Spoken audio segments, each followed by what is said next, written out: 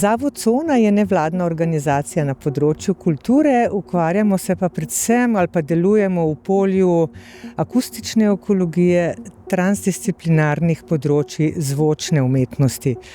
Povezujemo umetnike, mlade in uveljavljene, ki povezujejo nekako zvok z okolico in tudi prostorom.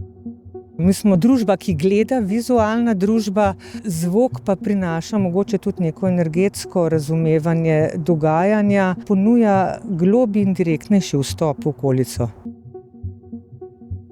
Do zdaj smo uspešno pridobili financiranje za 2 evropska projekta, Akustično skupno in pa Vital. V obeh je bila motivacija, da smo že predhodno sodelovali s partnerji, kateri so bili potem tudi del tega projekta. Vse se ukvarjajo z akustično ekologijo, z poslušanjem zvokov okolice in potem mislijo, kako ta zvok prenesemo do ljudi. Projekt Vital je pa tudi povezoval 4 organizacije. Mi smo že prej sodelovali z galerijo iz Strasbourga, Apolonija. Tukaj smo se pa osredotočili na umetniška dela, ki naslavljajo ekologijo v javnem prostoru.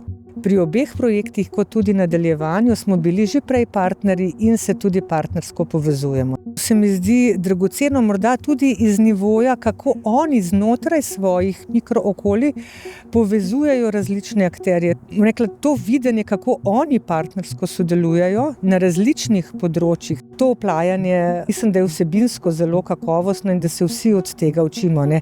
Hkrati se mi zdi tudi zelo pomembno sodelovati z mlajšimi, z mladimi, jih mogoče pritegniti, da jih to polje zanima, morda zgolj v neki fazi dela, pa bojo šli potem naprej.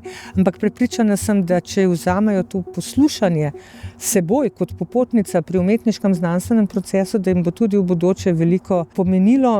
Meni je zelo dragoceno, da smo partnersko srečanje tega prvega skupnega projekta naredili v gozdu, da smo se povezali z lokalnimi poznavalci tega gozda, to je bilo v Kočevju, hkrati imeli tam načrtovanja, sestanke, umetniške prakse. Se pravi, neke take, bom rekla, prakse, ki so izven pisarne, ki so izven tega osnovnega delovnega okolja, so nam odprli oči partnerji, ki se morda že s tem ukvarjajo, ki delujejo v velikih mestih in jim je to še bolj dragoceno, ker imajo manjši dostop do narave.